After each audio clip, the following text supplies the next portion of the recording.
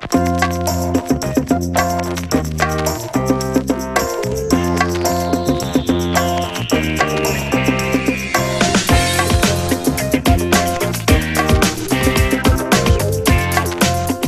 et bienvenue dans ce podcast de Génération Phonehouse avec une démonstration de l'Apple iPhone, ses différentes capacités et surtout l'utilisation avec un Mac. Je vais vous montrer ce que cela donne. Alors le contenu de la boîte d'abord. Ici on a la petite station d'accueil avec le câble USB donc qui est livré. Un transformateur, alors la US évidemment, USB. Ici tout ce qui est notice et papier. Évidemment un iPhone. Et une petite chiffonnette iPhone offerte avec le mobile. Alors maintenant on va l'allumer et je vais vous montrer comment ça fonctionne. Alors on va passer rapidement sur le matériel. Ici on voit le seul bouton de la façade, le haut-parleur, l'écran tactile. Ici une petite touche pour le passer en mode vibreur. Ici donc volume plus, volume moins, le jack, l'emplacement pour la carte SIM, le bouton de marche arrêt et de blocage du clavier. De l'autre côté il n'y a rien. Et en dessous vous allez retrouver la prise dock, le micro et le haut-parleur. C'est un design plutôt épuré. Alors, on voit bien que c'est un 10 Go. L'objectif de l'appareil photo. Design épuré à l'Apple. Donc on va l'allumer. On garde appuyé un petit moment le bouton du dessus. On a un logo à la pomme qui apparaît. Alors évidemment, normalement, il y a tout un processus d'activation de l'iPhone qui, comme vous avez pu le lire à droite à gauche, donc ne fonctionne pas en France puisque le mobile est bloqué avec l'opérateur AT&T. Donc là voilà, on démarre. Ici on a la réception réseau, l'heure et le niveau de batterie. Ah oui. Et ici l'indicateur Wi-Fi vient de se connecter à mon point d'accès Wi-Fi. On va retrouver, on va dire, les 4 principales fonctions, donc téléphone, email, internet et iPod. Les 4 fonctions qui ont été mises en avant par Steve Jobs lors de l'annonce. Et on va retrouver donc la fonction SMS, calendrier, photo, caméra, YouTube, Stocks en fait qui est tout simplement l'application boursière, vous allez voir, pour suivre les cours de la bourse. Maps, Weather donc la météo, Clock qui est l'horloge, la calculatrice, Notes pour prendre des notes et les options. On va passer rapidement sur le SMS. Parce qu'évidemment, j'ai pas de carte SIM activée, donc je pourrais pas vous faire la démonstration d'un envoi de SMS. Donc la fonction calendrier, qui est tout ce qu'il y a de plus classique. Voilà. On voit que c'est l'anniversaire d'Alexandre. Par jour, enfin il existe différentes vues. Très pratique. Ensuite, album photo. Alors donc, on a toutes les photos que j'ai prises avec l'iPhone. Donc là par exemple j'étais au cinéma hier, j'ai pris une photo dans le cinéma, oui je sais c'est pas bien. Voilà. Donc on peut les redimensionner en écartant les 2 doigts ou en appuyant, en double tapant en fait sur l'écran. Voilà, assez sympathique. Sachant que les photos, on peut les envoyer par email, les utiliser comme wallpaper, les assigner à un contact ou l'envoyer à une galerie web quand on a un compte .mac, et je vous expliquerai ça tout à l'heure. Là je peux la supprimer en appuyant sur la petite corbeille. Voulez-vous supprimer? Oui. Et voilà. Donc c'est assez sympa. Alors là aussi il y a Photo Library, donc tout simplement vous allez retrouver les synchros de photos de votre Mac par exemple. Donc je vous ferai une démonstration tout à l'heure. Donc là, la fonction photo, avec un petit bouton pour prendre la photo. Voilà, un aperçu, elle est stockée. Donc la qualité photo est assez étonnante pour un objectif sans autofocus. Stocks, donc je vais vous montrer rapidement ce que ça donne en bourse. Voilà, et vous pouvez définir visualiser un graphique sur 1 an, 2 ans. Voilà. Maps, qui est assez sympathique. Vous pouvez dézoomer en fait en utilisant vos deux doigts et en les rapprochant. Donc, vous pouvez lancer une recherche. Par exemple, je vais chercher Suresnes, très bien. Hop, voilà, je suis à Suresnes. Si je clique sur Suresnes, donc je peux choisir de le rajouter à mes favoris, à un contact et ainsi de suite. Donc là, je vais demander de partir depuis le centre de Suresnes, enfin vers le centre de Suresnes, pardon, et je vais démarrer depuis le siège chez nous, et je vais lui demander de calculer l'itinéraire. Évidemment, voilà. L'itinéraire apparaît en violet, et lorsque j'appuie sur le bouton Start, il se place en fait sur le point de départ, et je me déplace en appuyant sur la flèche suivante. Évidemment, je peux revenir en arrière avec la flèche précédente. Je peux aussi l'avoir en vue satellite, si ça vous parle plus. Je peux évidemment zoomer, dézoomer.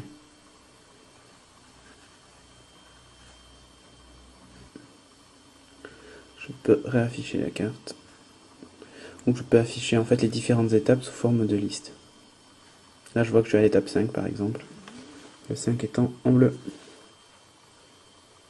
J'appuie sur 4 et ça m'affiche l'étape 4. Bon, c'est vraiment bien pensé, on va dire.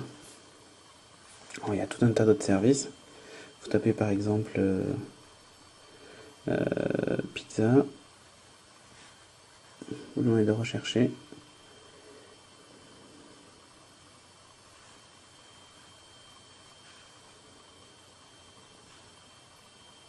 Voilà.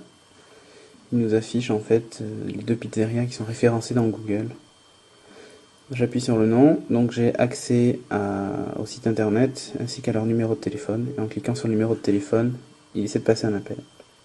Évidemment, l'appel échoue puisque je n'ai pas de SIM activé. Voilà pour Maps. Pour ce qui est de la météo, c'est classique. Un petit widget météo qui est mis à jour via le réseau. Et vous pouvez afficher la météo de différentes villes. Et vous passez de l'une à l'autre en déplaçant le doigt. Hop. Très simple, très intuitif. Bon, clocks, c'est classique. Ah bah tiens, voilà, je suis sur le timer. Alors ça, c'est assez impressionnant. Voilà, vous faites rouler la molette des minutes pour choisir, par exemple, 1 minute. Et vous démarrez votre timer. Donc ici, vous avez même un chronomètre. Vous pouvez définir une alarme et horloge mondiale. D'ailleurs, on entendra le compte à rebours, enfin la sonnerie à la fin du compte à rebours. Voilà, ici une calculatrice classique. Je ne vais pas m'étaler dessus. Ici une fonction note assez bien pensée. Donc là on voit que j'ai une note, je peux en rajouter une. Donc je vais taper test. Hop, voilà, j'ai une note de plus dans la liste des notes. Je peux l'envoyer par email. J'appuie sur la petite enveloppe et il me crée un email avec le contenu de la note. Je peux passer à la note suivante, note précédente. Et évidemment, la supprimer en appuyant sur la petite corbeille. Tiens, voilà, on est arrivé au bout du timer. Donc ça, c'est bien fait. Le clavier est facile à utiliser, je trouve. Voilà, je vais vous montrer de près. Surtout que si vous vous trompez, par exemple, je vais taper un T, j'appuie sur Y, je me déplace en fait sur la gauche, et là j'ai un T. Tant que vous n'avez pas relâché le doigt, vous pouvez aller sur la lettre que vous souhaitez. Voilà.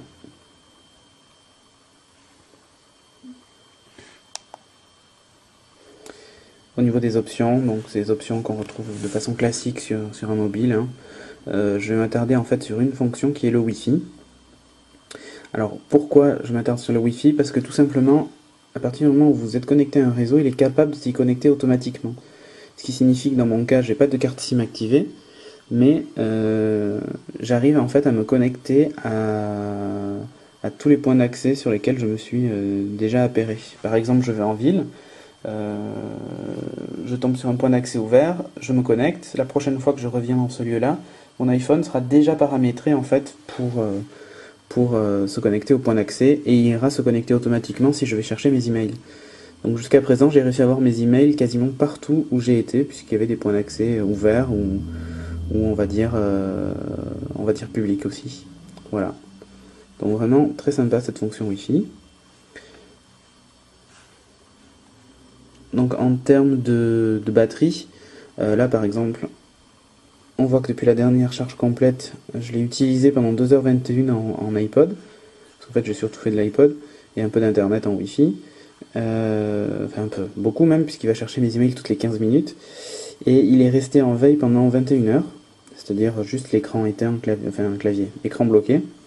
Et là, je sais pas si vous voyez, au niveau de la batterie, ça tient vraiment bien. Là, je vais entamer mon deuxième jour d'utilisation et ça marche vraiment très très bien, quoi. Après, je n'ai pas le réseau téléphonique, donc je pense que c'est ce qui fait aussi que l'autonomie est aussi bonne. Mais on peut facilement tabler sur 2-3 jours en utilisation normale. Bon, la fonction mobile, évidemment, je vais pas beaucoup pouvoir vous la montrer, je vous montre juste le répertoire parce que ça c'est assez impressionnant. Ici, la composition des numéros sur un clavier old school, comme ils disent chez Apple. Ici les numéros que j'ai appelés récemment, enfin ce sont des tests évidemment. Voilà, les favoris. Et le voicemail qui donc ne fonctionne pas, évidemment. La fonction mail, donc ça je m'en sers assez souvent. Vous pouvez régler plusieurs comptes mail. Donc un compte, moi j'ai un compte .mac et un compte Gmail. Vous avez évidemment tous vos mails dans votre boîte de réception. Et en cliquant sur un mail, vous vous retrouvez avec donc le contenu, même si c'est du HTML, et vous pouvez zoomer dessus. Là, je vais vous faire la démonstration de Safari, qui est le navigateur internet de l'iPhone. Là, je suis sur génération Phonehouse. Voilà, je peux afficher la page à l'horizontale, ce qui est un peu plus pratique pour certaines pages. Zoomer en fait sur un article. Lancer une recherche.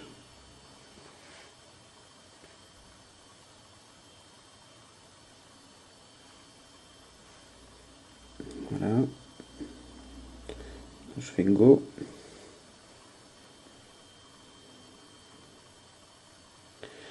Et j'ai droit à tous les articles parlant de l'iPhone.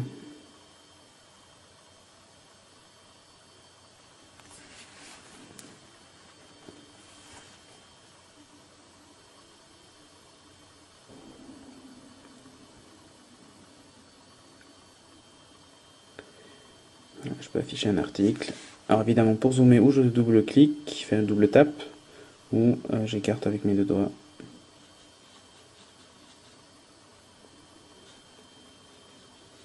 Non, je peux même lire les commentaires. Évidemment, si je le souhaite, je peux aussi répondre. Alors en fait, on peut ouvrir deux pages. Bon, je vais montrer New. Je vais par exemple ouvrir mon NetVibes. Alors, vous voyez, pendant qu'il s'ouvre, je vais vous montrer un petit aperçu. On peut en fait afficher la liste de ces pages ouvertes. Alors évidemment, ça pose un petit souci parce que quand les pages sont un peu trop lourdes, l'iPhone a tendance à se bloquer ou carrément à faire quitter Safari. Donc c'est un petit bug, mais sinon dans l'ensemble ça fonctionne quand même très très bien.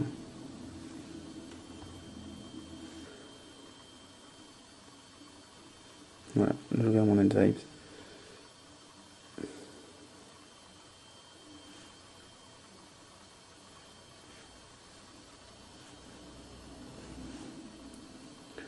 Alors, je vais par exemple sur mon onglet mobile.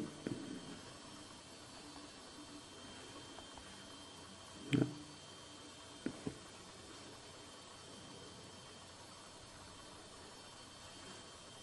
Et comme ça j'affiche tous mes flux.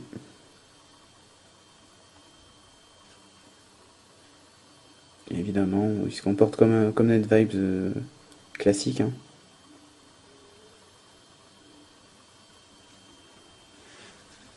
Puisqu'en fait vous êtes sous un vrai navigateur internet. Vous pouvez fermer les pages en appuyant sur la petite croix du haut, vous allez voir. Hop. Voilà, il m'en reste plus qu'une ouverte. Donc ça marche très bien. Et la dernière fonction, je la garde pour la fin, c'est le meilleur.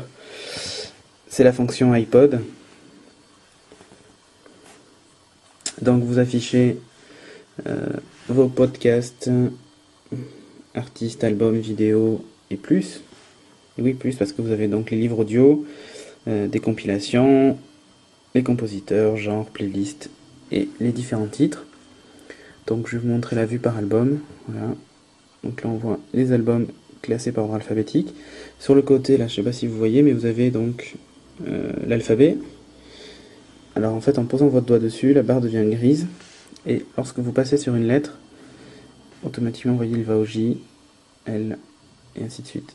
C'est un peu plus pratique quand vous avez beaucoup d'albums. Sinon il faut y aller au doigt petit à petit. Donc là vous en prenez un. Je vais prendre le dernier avec le titre dedans. Vous appuyez dessus et voilà, vous avez la pochette. Donc c'est très bien fait. Vous réglez le volume ici. Vous pouvez afficher les titres en appuyant sur le petit bouton en haut et évaluer en fait avec des petites étoiles le morceau que vous êtes en train d'écouter. Donc c'est bien fait, hein. Lorsque vous mettez l'appareil en veille, la musique continue à être jouée. Hop, on le rappelle, on a la pochette en fait en fond d'écran. Vous le débloquez et vous êtes de retour sur la fonction iPod. Vous pouvez évidemment continuer à aller sur internet en écoutant la musique par exemple. Il est parfaitement multitâche. Alors, une fonction intéressante aussi, donc évidemment c'est le coverflow. Ça fait rêver, c'est assez impressionnant. Donc je vais prendre par exemple Mika, j'ai la liste ici des titres. Donc j'en prends un, voilà.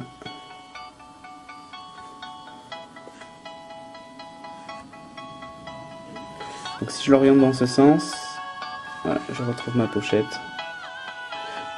Alors les animations et tout ça sont très fluides, c'est d'ailleurs assez impressionnant. La fonction vidéo, donc ici par exemple j'ai mes séries télé, je prends 24, donc là c'est la saison 5, tous mes épisodes sont classés. Alors je vais prendre par exemple le premier épisode.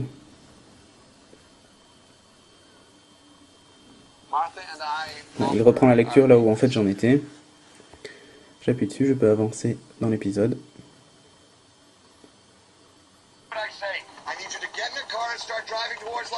Je peux étendre la vidéo pour qu'elle remplisse tout l'écran. Alors j'appuie sur Done. Voilà, je suis revenu. Alors, il faut savoir une chose, c'est que par exemple, je vais aller vers la fin de l'épisode.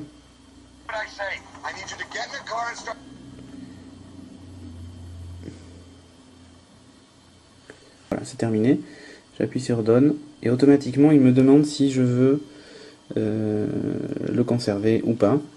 Donc si je lui demande de l'effacer, il me demande si je suis vraiment certain, je dis oui. Et voilà. Vu que je l'ai vu, c'est pas la peine que je monopolise de l'espace sur l'iPhone. Donc c'est bien fait. Les clips vidéo, ils vous proposent pas de les supprimer évidemment. Et les podcasts. Donc je vais prendre un de nos podcasts. Là maintenant c'est une optique qui a été... Je vais à la fin, je fais Done. Et pareil, il me demande si je veux le supprimer. Donc oui. Voilà, comme ça je gagne un petit peu de place. C'est vraiment bien pensé, je vais vous montrer la synchronisation tout à l'heure, vous allez voir, c'est vraiment très sympa. Donc, la vue par artiste, c'est classique, comme pour la vue par album. Donc voilà, par chanson aussi. Avec une fonction random en fait, shuffle, ici en haut. Il va jouer des titres de façon aléatoire. Si j'appuie sur podcast, je retrouve mes podcasts audio et vidéo. j'appuie par exemple sur de quoi je me mail, avec donc les différents morceaux. Quand il y a un point bleu devant, ça signifie que vous ne les avez pas écoutés. Voilà, celui-ci je l'ai déjà écouté. Bah que dire, en fait c'est un super téléphone iPod, et maintenant je vais vous montrer ce que ça donne connecté à un Mac, et vous allez voir, c'est assez magique. Je viens de connecter l'iPhone à mon Mac, il m'ouvre automatiquement iPhoto, en plus de iTunes. Alors c'est iPhoto 2008, on voit que l'Apple iPhone est ici, et là c'est le contenu de l'Apple iPhone, enfin les photos que j'ai faites avec l'Apple iPhone. Donc je vais faire tout importer, il me demande si je veux supprimer les originaux, annuler l'importation et les conserver. Donc là je vais les supprimer. Et ensuite, vous retrouvez vos photos. Par exemple, je vais dans dernière importation. Et voilà, je retrouve ma photo. La qualité d'image, vous voyez, est quand même assez correcte. Donc ça, c'est une chose. Maintenant, je vais passer à iTunes. Donc là, on voit le résumé de l'iPhone de Cédric, donc évidemment, avec les différentes options, recherche de mise à jour, et ainsi de suite. Mon contenu. Pour la synchronisation, donc vous pouvez synchroniser tous vos contacts ou uniquement certains groupes. Là, ça aussi c'est assez intéressant pour ceux qui utilisent Yahoo. Voilà. Donc là, c'est pas mon cas. Synchronisez votre calendrier et différents paramétrages de synchronisation. Au niveau de la musique, donc pareil, comme sur un iPod. Il se comporte vraiment comme sur un iPod. Là, je peux synchroniser depuis iPhoto ou depuis donc un dossier. Voilà comment ça se passe sous Windows. Là, les différents podcasts. Et ici, les vidéos. Alors les vidéos, je vais vous montrer. Dans émission de télévision, j'ai aussi un cover flow avec ce qu'on a vu tout à l'heure sur l'iPhone. Et ici, donc, tous les épisodes concernant les deux séries là, que j'ai sur mon iPhone. Ça synchronise exactement comme la musique. En film, je n'en ai pas. Et donc là, on retrouve exactement ma bibliothèque iTunes qui était présente dans l'iPhone.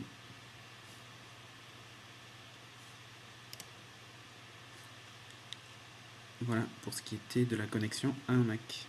Je vous remercie d'avoir suivi ce podcast de Génération Phonehouse et je vous dis à bientôt pour un prochain podcast. Et sur ce, je vais donc éteindre l'iPhone. À bientôt.